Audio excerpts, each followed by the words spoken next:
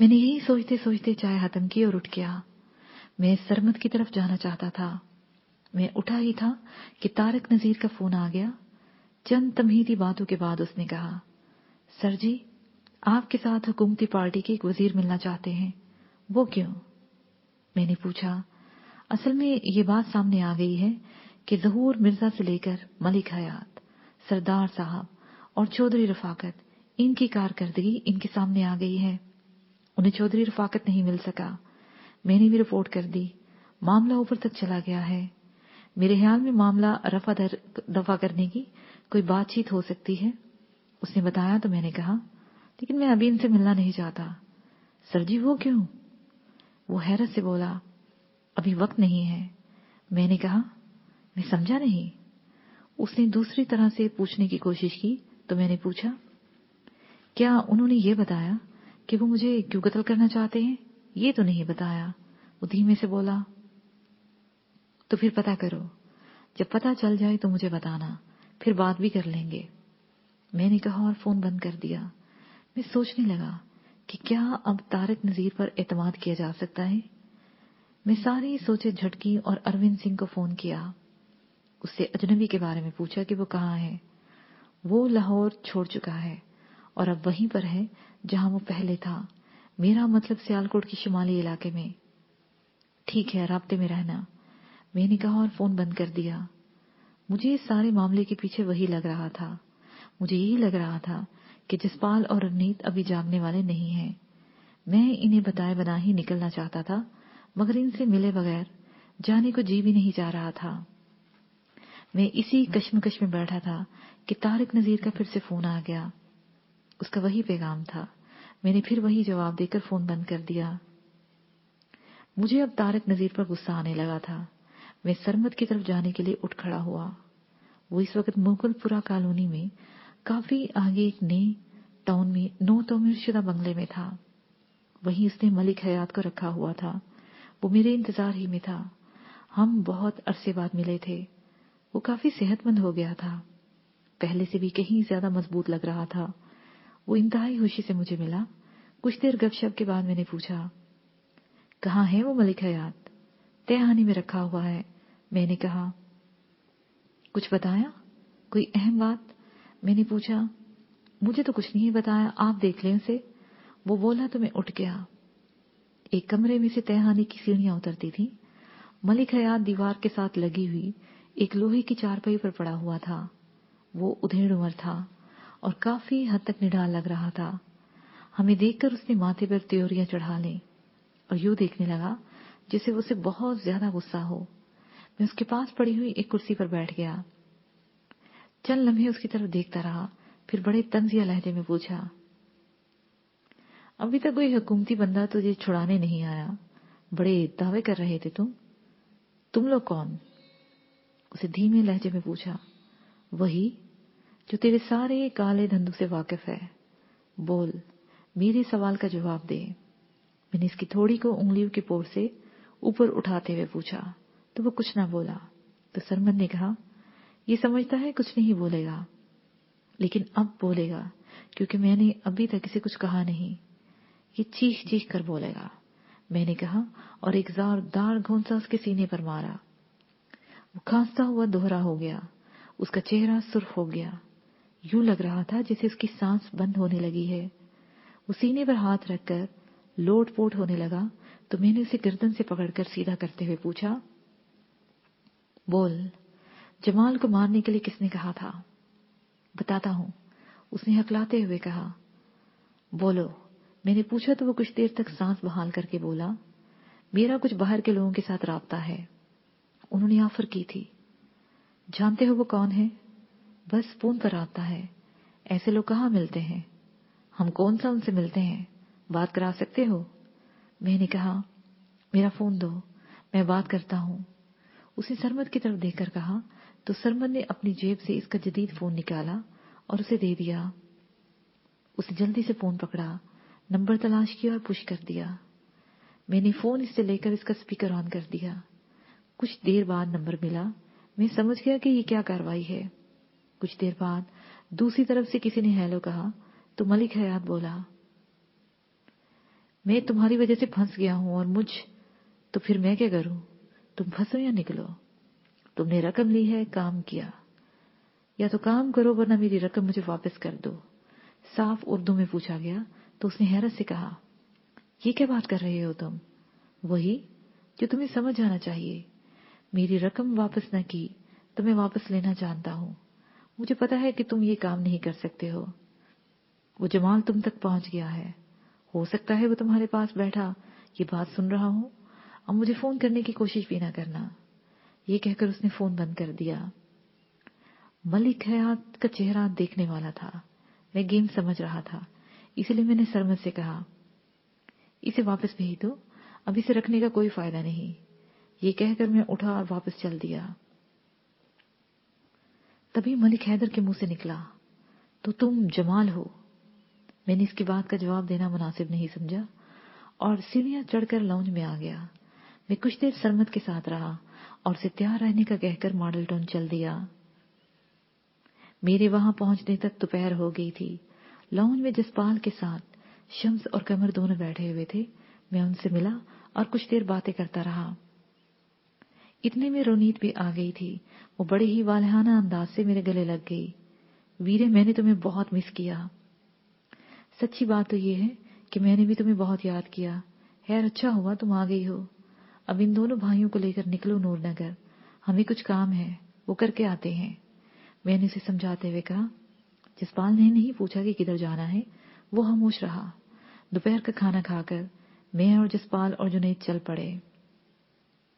جس وقت ہم نے 4 وہیل میں درہ راوی کا پل پار کیا تو جسپال نے پوچھا، ہم کہاں جا رہے ہیں؟ سیالکوٹ. میں نے کہا تو ہمارے درمیان خاموشی چھا گئی. نیا پیراگراف. ہم سیالکوٹ شہر سے نکل کر دریا چناب پر موجود ہیڈ پرالا تک جا پہنچے تو شام اتر رہی تھی. ہم وہاں رک گئے. پانی میں ہانسی تغیانی تھی. پانی کا رنگ اتنا مٹیالہ نہیں تھا، لیکن ڈھلتے ہوئے سورج میں پانی پر سنہرا پن اتر آیا تھا. دریا کنارے بیٹھنے کے لیے بینچ رکھے ہوئے تھے. میں 4 وہیل سے اترا اور دریا کنارے جا کھڑا ہوا. میرے سامنے ایک دلکش منظر تھا. میں کچھ دیر محویت سے اس منظر کو دیکھتا رہا. میرے پاس جنید اور جسپال بھی آ کھڑے ہوئے. یہاں کیوں کھڑے ہو گئے ہو؟ جسپال نے دھیمے سے لہجے میں پوچھا تو میں نے کہا، ابھی یہاں ایک نوجوان آنے والا ہے، ہمیں اس کا انتظار ہے. اس کے بعد کیا کرنا ہے؟ کوئی جسپال نے کہنا چاہا تو میں نے اس کی بات کاٹتے ہوئے کہا، سکون سے بیٹھے تو پوری تفصیل بتاتا ہوں. میں یہ لفظ ابھی کہہ ہی رہا تھا کہ 4 وہیل سے چند قدم کے فاصلے پر سفید کار میں ایک درمیانی قد کا وجیح اور صحت مند نوجوان اترا. اس نے ہمیں غور سے دیکھا تو ہمارے قریب آ گیا. وہ سیدھا میری جانب آیا. اسے دونوں ہاتھ مسافے کے لیے بڑھاتے ہوئے پوچھا، آپ جمال صاحب ہیں؟ نہیں، صرف جمال ہوں. وسیم کھوکھر صاحب، میں نے مسکراتے ہوئے کہا. تو وہ کھلکھلا کر ہنس دیا، پھر پرجوش لہجے میں بولا، تو چلیں پھر میرے گاؤں. چلو، میں نے کہا اور 4 وہیل کی جانب بڑھا. کچھ دیر کے بعد ہم آگے پیچھے چلتے ہوئے دھلے وال تک جا پہنچے. وہی گاؤں سے ہٹ کر اس کا ڈیرا تھا. جہاں معمول سے ہٹ کر انتظام تھا. بڑے سارے صحن میں چارپائیاں بچھی ہوئی تھی. ہمارے بیٹھتے ہی مہمانداری شروع ہو گئی. یہ سلسلہ ذرا تھما تو میں نے وسیم کی طرف دیکھتے ہوئے کہا، یار، ہم جس مقصد کے لیے آئے ہیں کیوں نہ اس پر بات کر لیں؟ جی بسم اللہ، ضرور کریں بات، اس نے سنجیدگی سے کہا اور وہاں موجود ملازمین کو ہٹا دیا. ہم چاروں ہی تھے. میں نے اس سمیت سب کو مخاطب کرتے ہوئے کہا، اس علاقے میں ایک شخص ہے جسے مجھے پکڑنا ہے. وہ انتہائی چالاک، ذہین اور زیرک ہے. اس نے مجھے گھما کر رکھ دیا ہے، لیکن وہ کیوں ایسا کر رہا ہے اس کی مجھے ابھی تک سمجھ نہیں آئی. ابھی تک ملک کی سطح کے 3 سیاستدانوں کو اس نے سمجھو خرید لیا ہے. ان سے کام لے رہا ہے، وہ بھی انتہائی معمولی نوعیت کا کام جو وہ خود بہت آسانی سے کروا سکتا ہے. وہ اسی علاقے میں ہے. کوئی نشانی، کوئی نام پتہ؟ وسیم کھوکر نے پوچھا تو میں نے ہنستے ہوئے کہا، نام پتہ ہوتا تو میں اب تک جا کر اسے گردن سے نہ پکڑ لیتا. تو پھر کیسے تلاش کریں گے؟ اس نے پوچھا. میں یہ تو بتا سکتا ہوں کہ وہ کہاں ہے. وہ کون ہو سکتا ہے یہ میں یقین سے نہیں کہہ سکتا، لیکن میں اس تک پہنچ جاؤں گا. तुम्हारी मदद से। ये मुझे यकीन है। मैंने उसकी तरफ देखते हुए कहा, मैं किस तरह मदद कर सकता हूँ? उसने पूछा। तुम अपने इलाके बारे जानते हो, मेरी टामक टाइम पर बताते जाना। मैंने उसे समझाया। फिर कुछ देर तक इसी मौजू पर बात होती रही। हम चारों प्लान करते रहे कि ये सब कैसे हो सकता है। रात का खाना खाकर हम 4 व्हील पर निकल पड़े। अरविंद सिंह ने मुझे गाइड किया था कि दरिया चनाब के मशरकी किनारे पर मौजूद गांव में वो शख्स मौजूद है। मैं हैरान था कि जिस लोकेशन पर उसने मुझे उस अजनबी के बारे में बताया था, वो जगह गंगवाल गांव बनती थी। वहां और उसके इर्द गिर्द मुख्तलिफ फोर्सेस हमा वक्त रहती थी। ऐसे में किसी का नेटवर्क चलाना गोया वहां अपनी मौत को दावत देने के बराबर था। इस इलाके में ऐसा कौन हो सकता था जो ये नेटवर्क चला रहा था? वसीम खोकर ने एक बात मजीद कही थी कि ऐसा कोई भी नेटवर्क इन फोर्सेस की निगाहों में आए बगैर नहीं रह सकता। या तो ये बहुत जदीद किस्म का होगा जो रेंज में नहीं आ रहा, लेकिन ऐसा क्या जदीद तरीन निजाम फोर्सेस के पास नहीं जो वो उसे पकड़ ना सके? मुझे भी यही उलझन थी, मगर मैं रुका नहीं। मैं एक बार उसे देखना चाहता था जो ये जदीद तरीन नेटवर्क पर काम कर रहा था। मुमकिन है अभी फोर्सेस में इनफरादी तौर पर कोई इस सतह पर पहुंचा ही ना हो, लेकिन ऑफिशियली ऐसा ना हुआ हो। कई ख्याल जहन में आते चले गए। हम दरिया किनारे चलते चले जा रहे थे।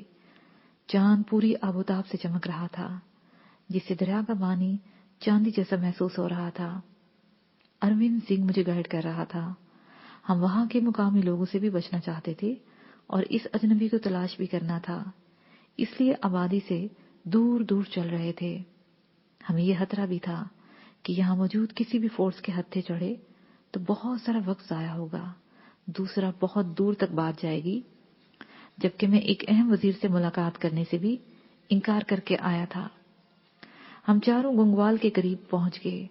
वहीं से अरविंद सिंह ने मुझे बताया कि उसकी निशानदेही जुनूब की तरफ हो रही है। हम उस तरफ चल दिए। वसीम को इस इलाके से पूरी तरह वाकफियत थी। वो पूरी तरह रहनुमाई कर रहा था। हम गंगवाल से बाहर की तरफ आगे बढ़ते चले जा रहे थे, यहां तक कि गंगवाल पार कर गए। भाजी, आगे सदरपुर है, इसके दरमियान जंगल है, देखिए वो कहीं यहां ना हो, वसीम ने बताया। लेकिन अरविंद के मुताबिक वो आगे आने वाली आबादी से भी आगे था। रात काफी हो चुकी थी। समत का अंदाजा था, लेकिन वो बिल्कुल वीराने में पड़ता था। हम सदरपुर की आबादी भी पार कर गए।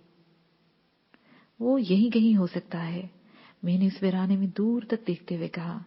चाहे चांदनी थी, लेकिन रात होने की वजह से ज्यादा दूर तक नहीं देखा जा सकता था। मेरी मालूमात के मुताबिक यहाँ आगे गाजीपुर की थोड़ी सी आबादी है। उसके अलावा यहाँ 2 या 4 लोगों के खेतों में डेरे हैं। कोई मकान नहीं, कोई इमारत नहीं, वसीम ने बताया। लेकिन निशानदेही उधर खेतों में ही हो रही है, मैंने एक समझ इशारा करते हुए कहा। फिर तो कोई तहखाना बनाकर ही काम कर रहा होगा, वसीम खोकर ने हंसते हुए कहा। मुमकिन है, मैंने कहा। तो फिर ऐसा करें, ये गाड़ी यहीं रोक दें, इधर निकलते हैं। मुमकिन है कोई डेरे में अपना सेटअप जमा कर बैठा हो, जसपाल हंसते हुए बोला। चलो ऐसा ही करते हैं, मैंने कहा तो जुनेद ने गाड़ी रोक दी। हम उतरे और उसी समय चल पड़े। अरविंद सिंह का इसरार था कि वो जो कोई भी है यही है, यहां से इधर उधर नहीं हो सकता। हम चारों आगे पीछे कितार में चल पड़े। मैं हैरान था कि दूर दूर तक कोई डेरा भी दिखाई नहीं दे रहा, कोई घर नहीं था। ऐसे में क्या वो कहीं खेतों में बैठकर अपना नेटवर्क चला रहा होगा? वहां सामने देखकर मुझे यकीन हो चला था कि अरविंद सिंह को कुछ शदीद गलतफहमी हो रही है, जिसकी वजह से वो अपनी बात पर अड़ा हुआ है, वरना सामने की सूरत हाल कुछ और कह रही थी। हम चलते चले जा रहे थे। मेरा राब्ता अरविंद सिंह के साथ था। इससे पहले कि मैं उसे कहता कि तुम्हारा अंदाजा गलत हो गया है, वो तेजी से बोला। बिल्कुल करीब हो आप, समझो चंद गज पर। मैंने इसकी बात तो सुन ली, लेकिन मुझे कुछ भी दिखाई नहीं दिया। मेरे चारों तरफ खेत थे। एक खेत में भूसा जमा हुआ था, उसके इर्द गिर्द कुछ भी नहीं था। मैं ठटक गया। मैंने हाथ के इशारे से सबको खामोश रहने का इशारा किया और धीमे लहजे में पूछा, अरविंद, जिस तरफ मैं चलूं मुझे बताना, मैं दुरुस्त जा रहा हूं। ये कहकर मैं चल पड़ा तो वो तेजी से बोला, बिल्कुल ठीक, आप करीब हैं। मुझे शक पड़ गया कि जो कोई भी हो सकता है तो इसी भूसे के डेर में है। वो जो मजाक कर रहे थे कि मुमकिन है कोई तहखाना हो, वो भी हो सकता है। मैं मुहतात अंदाजे में भूसे के उस कुप्पे के पास पहुंच गया। कोई आवाज नहीं आ रही थी। मैं उसके इर्द गिर्द फिरता हुआ वो जगह तलाश करने लगा जिसे भूसा निकाला जा सकता था। चंद लम्हों के बाद मुझे वो जगह मिल गई। मैंने उसे आहिस्तगी से खोला तो एकदम से हैरत हुई। वहां बैठने के लिए छोटी सी जगह बनी हुई थी। अंदर अंधेरा था। मैंने टार्च की रोशनी की तो एक कपड़े में कुछ लिपटा हुआ पड़ा था। मैंने इसे खोला तो हैरत दो चंद हो गई। उसमें एक लैपटॉप पड़ा था जिसके साथ एक सेल फोन धरा हुआ था।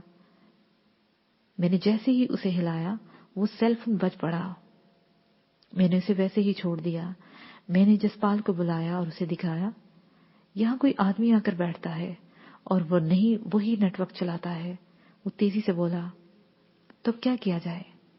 ये सेल फोन क्यों बजा? मैंने उसके चेहरे पर निगाहें जमाते हुए सवाल किया तो वो बोला,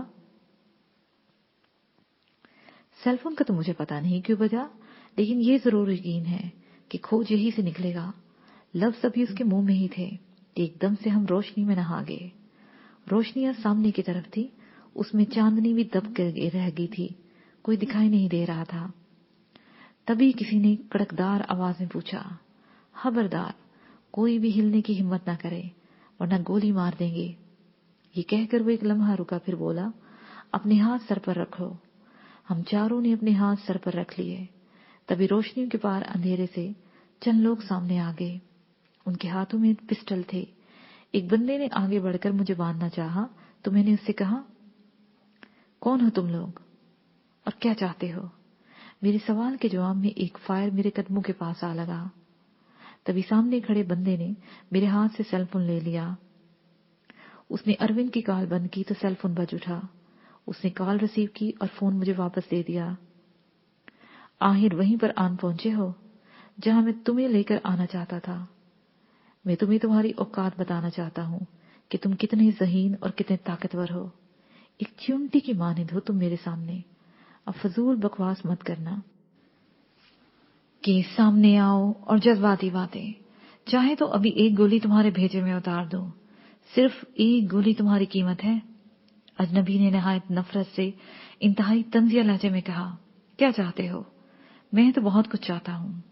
अगर तुम चाहते हो कि आराम से मेरी बात सुनने के काबिल रह सको तो जो ये लोग करते हैं उन्हें करने दो और इनके साथ चलो, वरना इसी जगह तुम्हारी मौत होगी।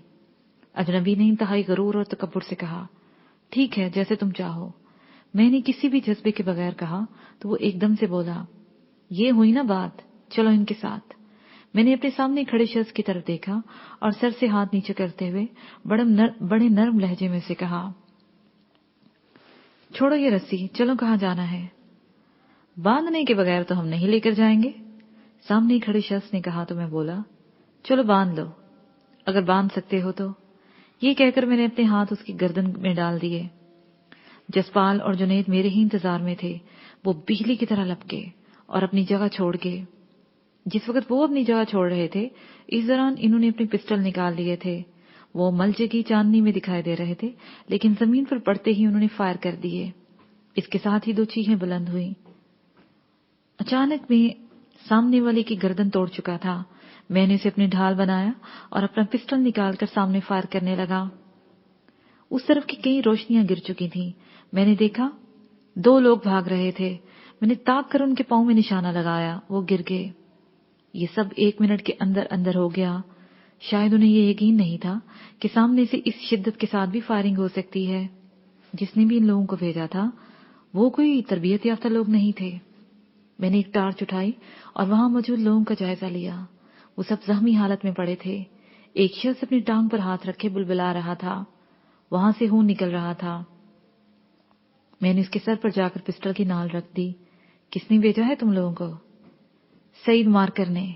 उसने कराहते हुए कहा, कौन है वो? गंगवाल में रहता है। उसने बताया। बात हो सकती है उससे? मैंने पूछा। हो सकती है, वो बोला और अपनी जेब से फोन निकालने लगा। तभी वसीम खोकर ने कहा, मैं जानता हूं उसको, जमाने का डकैत और गुंडा है, मैं उसे जानता हूं, मुझे वो चाहिए। मैंने गुस्से में कहा, आए फिर। उसने कहा और तेजी से 4 व्हील की जानब चल पड़ा। इस दौरान जुनेद ने वो लैपटॉप और फोन उठा लिया। हम जैसे ही वहां से चले, वसीम खोकर ने किसी को फोन कर दिया कि सईद मार्कर चाहिए। गंगवाल पहुंचने तक हमें आधे घंटे से भी कम वक्त लगा। वो गांव दरिया जनाब के बिल्कुल ऊपर है। पुरानी तरस के घर थे। बिल्कुल दरिया किनारे एक पुरानी हवेली सामने वसीम खोकर हमें ले गया। इस हवेली के सामने चंद लोग खड़े थे। हमारे उतरते ही वो हमारे पास आ गए। कहाँ है सईद मार्कर? वसीम खोकर ने पूछा। अंदर है, एक बंदे ने जवाब दिया। पक्का पता है? उसने तस्दीक चाही। वो अपने घर से इधर ही आया है, अभी अभी मेरे सामने अंदर गया है। मैंने बंदे बुलवाए हैं इसे उठाने के लिए, बस वो आते ही होंगे। उसने बताया। ठीक है, यहां इंतजार करो, उसने कहा और मेरी जानिब देखा। जुनेद अंदर जा चुका था। बड़े दरवाजे के साथ ही एक शख्स ढेर करते हुए वो आगे बढ़ा। उसके पीछे जसपाल था। उसके बाद मैं और मेरे पीछे वसीम खोकर था। सामने वाले लान में 4 बंदे बैठे ताश खेल रहे थे। वो हमें देखकर तेजी से उठे कि जसपाल और जुनेद ने वहीं ढेर कर दिया। फायरिंग की आवाज से एकदम से भगदड़ मच गई। अचानक ऊपर से फायर होने लगे। हमें आड़ लेना पड़ी। मैंने इशारे से जुनेद को बताया कि मैं ऊपर जा रहा हूं, तुम यहीं देखो, और पुरानी तरस की छोटी सीढ़ियां चढ़ने लगा। इन सीढ़ियों में अंधेरा था। मैं मोहतात अंदाज में चलता चला गया, यहां तक कि मेरे सामने कमरों की एक लंबी राहदारी आ गई। मैं ठठक कर खड़ा हो गया। तभी एक दरवाजा खुला और उनमें से एक आदमी निकला। वो मोहतात अंदाज में जालियों के पास आया और नीचे देकर फायर करने लगा, तो मैंने इस पर फायर कर दिया। तब तक छत पर से एक फायर नीचे हुआ। एक लम्हे को फायर करने वाले का चेहरा दिखाई दिया। तभी मेरे पीछे से वसीम खोकर की आवाज आई, वो है सईद मार्कर। चल फिर ऊपर चलते हैं, मैंने होले से कहा और ऊपर की जानिब चल पड़ा। मैंने सीढ़ियों के आहर में जाकर एहतियात से सर उठाया। सामने वाली चौड़ी छत के किनारे पर 2 लोग खड़े थे और उन दोनों का ध्यान नीचे था। वो दिखाई देने वाले हमलावर पर फायर करने के लिए पूरी तरह तैयार खड़े थे। मेरा और उनका फासला इतना था कि अगर मैं भागकर इन्हें पकड़ना चाहता तो वो मुझ पर फायर कर सकते थे। मेरे पास फायर करने के सिवा कोई चारा नहीं था, तो मैंने मैगजीन देखा, उसमें भी गोलियां थी। मैंने फोन निकाला और जुनेद को कॉल करके उसे ऊपर आने को कहा। 2 मिनट के दौरान वो ऊपर आ गया। मैंने इसे समझाया और एकदम से फायर कर दिए। फायर उनके हाथों पर लगे, जिससे उनके हाथ में पकड़े हुए पिस्टल न जाने कहां उड़ गए थे। दोनों एक साथ चीखे। उनके मुंह से बेख्तियार गालियां बरामद होने लगी। तब मैं एकदम से हंस दिया।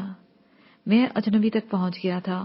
वो भी इंतहाई तकलीफ के साथ बुलबुलाते हुए हैरान हो रहे थे कि हम उन तक पहुंच गए। इनमें तो एक मुकामी लग रहा था जिसके बारे में उसने कहा था कि ये सईद मार्कर है। दूसरे ने जीन के साथ टी शर्ट पहनी हुई थी। वो अपना हाथ पकड़े हुए अभी तक गालियां बक रहा था। मैंने जाते ही उसके मुंह पर जोरदार घूंसा मारा। वो पीछे हट खड़ा हुआ और मुझ पर पल पड़ा। मैंने पिस्टल जुनेद की तरफ उछाला और उसके वार को कलाई पर रोक लिया। मैंने इसका हाथ पकड़ा और बगल में हाथ देकर फर्श पर दे मारा। वो गिरते ही स्प्रिंग की मानद उछला और मेरे मुकाबिल खड़ा हो गया। हम दोनों ही एक दूसरे के बारे में समझ चुके थे कि हम कौन हैं। वो वाकई ही फाइटर था। वो अपने हाथ की तकलीफ नजरअंदाज करके मेरे मुकाबले पर उतर आया। वो तूफानी अंदाज में मेरी जानिब बढ़ा, मगर मैं उससे ज्यादा वक्त नहीं देना चाहता था। वो जितनी तेजी से मेरी जानिब बढ़ा था, मैं घूमा और पूरी कुव्वत से कोहनी उसके सर पर दे मारी। वो चकरा गया तो मैंने दोनों हाथ बांधकर उसकी गर्दन पर मारे। वो छत पर चित हो गया। उसी लम्हे जसपाल छत पर आ गया। वो सीधा सईद मार्कर की जानिब बढ़ा और उसने सामने से हाथ नहीं उठाया। वो समझ गया था। मैंने इस अजनबी को उठाया और जो बेहोश हो चुका था। नीचे हवेली में जो लोग थे वो पकड़े जा चुके थे। उन्हें मुकामी पुलिस का इंतजार था। असल में वसीम खोकर का बहुत करीबी राना आरिफ इकबाल एक मुहब्बे वतन सियासतदान था। ये सारी मदद उन्हीं की वजह से हुई थी। जब उन्हें पता चला कि कुछ इंसानियत के दुश्मन पकड़े गए हैं, वो खुद ब खुद मदद को आन पहुंचे। मैंने इस अजनबी को होश में लाने के लिए इसका सांस बंद किया। تو وہ ہڑبڑا کر ہوش میں آ گیا. اس نے میری طرف دیکھا اور دیکھتا ہی رہ گیا. تب میں نے اس کی آنکھوں میں دیکھتے ہوئے پوچھا جن میں کوئی خوف نہیں تھا, یہ چوہے بلی کا کھیل کیوں کھیل رہے ہو؟ مزہ آیا نا کھیل میں؟ اس نے کہا اور منہ میں بھر جانے والا خون تھوک دیا. کیوں کھیل رہے تھے؟ میں نے پوچھا.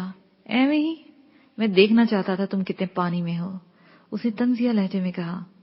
تو دیکھ لیا؟ میں نے پوچھا. کسی ٹی وی اینکر کی طرح سوال ہی کرتے رہو گے یا کام کی بات بھی کرو گے؟ اسے میری آنکھوں میں دیکھتے ہوئے پوچھا. پہلے یہ بتاؤ. میں نے کہنا چاہا تو وہ میری بات کاٹ کر بولا. اسی میں تیرے سوال کا جواب ہے. بولو. میں نے کہا. ہمارے راستے میں مت آؤ. ہم جو بھی اس ملک میں کرنے جا رہے ہیں وہ کرنے دو. تمہیں وہ سب ملے گا جو تم چاہتے ہو. وہ بولا. میں اپنی مرضی کا مالک ہوں, مجھے کوئی اپنی راہ پر نہیں لگا سکتا. میں نے مسکراتے ہوئے کہا. اسی لیے تو اب تک تمہیں سمجھانے کی کوشش کی جاتی رہی ہے, تمہیں احساس دلایا ہے. ہماری رسائی کہاں تک ہے؟ میں جب چاہتا تمہیں مروا سکتا تھا, لیکن ابھی صرف سمجھایا ہے. اور یہ جان لو, تم اپنی مرضی کے مالک نہیں ہو. اور تم؟ میں نے پوچھا. میں آزاد ہوتے ہوئے بھی غلام ہوں. جس سسٹم میں ہوں وہاں سے بھاگ نہیں سکتا. مر کر ہی آزاد ہوں گا, جیسے تم بھی غلام ہو. چند گھڑی ہوئی بنیاد پرست خیالات کی فرسودہ عمارت بنا رکھی ہے تم نے. تم بھی غلام ہو. اس کے آخری لفظ میں بڑی نفرت تھی. میں نے بڑے پرسکون لہجے میں کہا. یہ باتیں چھوڑو اور میری بات کا جواب دو. یہ کھیل کیوں کھیل رہے ہو؟ بتایا تو ہے. رستے سے ہٹ جاؤ یا پھر ہمارا ساتھ دو, ورنہ ہم تمہیں ہٹا دیں گے. اس نے کسی خوف کے بغیر کہا تو میں نے اس کے ماتھے پر انگلی رکھتے ہوئے دباؤ دے کر کہا. تمہیں ڈر نہیں لگا کہ میں تمہیں ختم کر سکتا ہوں؟ تمہیں اور ان لوگوں کو جنہوں نے تمہیں بھیجا ہے. تم مجھے مار سکتے ہو جس طرح تم نے راشد کو مارا. اس کی جگہ میں آ گیا ہوں اور میری جگہ کوئی بھی آ سکتا ہے. یہ سلسلہ ختم نہیں ہوگا, ہم ختم ہو جائیں گے. اس لیے میری بات مانو. اور لفظ اس کے منہ میں ہی تھے کہ میں نے ہاتھ کی پوروں سے اس کا چہرہ پکڑ لیا. ایک ہی سانس سے بتا دو کہ کس کے غلام ہو. مجھے مار کر میری ہڈیوں سے پوچھ لو, میرے گوشت کے ریزے ریزے سے پوچھ لو. میں بتا نہیں سکتا کیونکہ مجھے پتا ہی نہیں. اس نے یہ کہا تو میں نے اسے جنید کے حوالے کر دیا. اس نے اسے پکڑ لیا. وہ بے حال پہلے ہی ہو چکا تھا. اس نے آگے سے ہاتھ نہیں اٹھایا. وہ لڑکھڑاتا ہوا مار کھاتا رہا یہاں تک کہ وہ چھت کے کنارے تک جا پہنچے. جیسے ہی چھت کے کنارے پر پہنچے وہ ایک دم سے یوں ہو گیا جیسے اسے اس پر ہلکا سا بھی تشدد نہیں ہوا. وہ بجلی کی سرعت سے چھت کے کنارے کے بنی جانیوں پر چڑھا اور وہاں سے کود گیا. وہ یوں ہی نہیں کودا تھا. اسے اچھی طرح پتا تھا کہ دوسری طرف دریا چناب بہ رہا ہے. وہ ہمارے ہاتھ سے نکلا تو پھر ہاتھ آنے والا نہیں تھا. میں اسے یوں کیسے جانے دے سکتا تھا. میں بھی جانیوں پر چڑھا اور کود گیا. چند لمحے ہوا میں بدن بے وزن ہوا. پھر جہاں پر چھپاک کی زوردار آواز آئی تھی وہاں سے چند فٹ کے فاصلے پر دریا میں جا پہنچا. ایک بار تو مجھے یوں لگا جیسے میں دریا کی تہہ میں اتر جاؤں گا, لیکن جلد ہی میں نے تیرنے کے لیے ہاتھ پاؤں مارنا شروع کر دیے. میں سطح آب پر آ گیا اور تیرنے کی کوشش میں اس اجنبی کو دیکھا کہ وہ کہاں ہو سکتا ہے. وہ مجھ سے چند فٹ کے فاصلے پر تھا اور میری ہی طرح لہروں کے ساتھ نبرد آزما تھا. پانی کی روانی میں تیزی تھی. وہ پانی کے بہاؤ میں بہ رہا تھا اور میں اس کی جانب بڑھنے لگا. اس وقت مجھے یہ اعتراف کرنا پڑا کہ میں اتنا ماہر تیراک نہیں ہوں جتنا وہ تیراک تھا. میں نے اپنی ہمت جمع کی اور اس کو پکڑنے کے لیے زور لگایا. ہم آگے پیچھے تیرتے چلے جا رہے تھے. ایک بار تو مجھے لگا میں اسے پکڑ نہیں پاؤں گا. اس وقت مجھے حوصلہ ہونے لگا جب وہ تھک گیا اور اس کے ہاتھ غلط سلط پڑنے لگے. مجھے اس کا فائدہ مل گیا. میرا ابھی سانس نہیں اکھڑا تھا. میرا اور اس کا فاصلہ کم ہونے لگا یہاں تک کہ جب میں اس کے قریب پہنچا تو وہ بے دم ہو گیا. میں نے اسے جا لیا. اسے گردن سے پکڑا ہی تھا کہ وہ یوں ہو گیا جیسے اس میں جان ہی نہیں رہی. میں نے اسے قابو میں کر لیا. اب میرے لیے مصیبت یہ تھی کہ مجھے خود کو سنبھالتے ہوئے اسے بھی قابو میں رکھنا تھا. اس ساری کشمکش میں مجھے یہ احساس ہی نہ ہوا کہ جنید بھی میرے پیچھے دریا میں کود چکا ہے۔ مجھے اس وقت پتا چلا جب اس نے آ کر مجھے چھوا۔ اس نے ہمیں سہارا دے دیا۔ ہم لہروں پر بہہ رہے تھے۔ میری کوشش تھی کہ ہم جلد از جلد کنارے تک جا لگیں۔ پانی پر بہتے ہوئے ہم کنارے کی طرف بڑھتے چلے گئے۔ اس کے ساتھ ہی یہ پارٹ اپنے اختتام کو پہنچا۔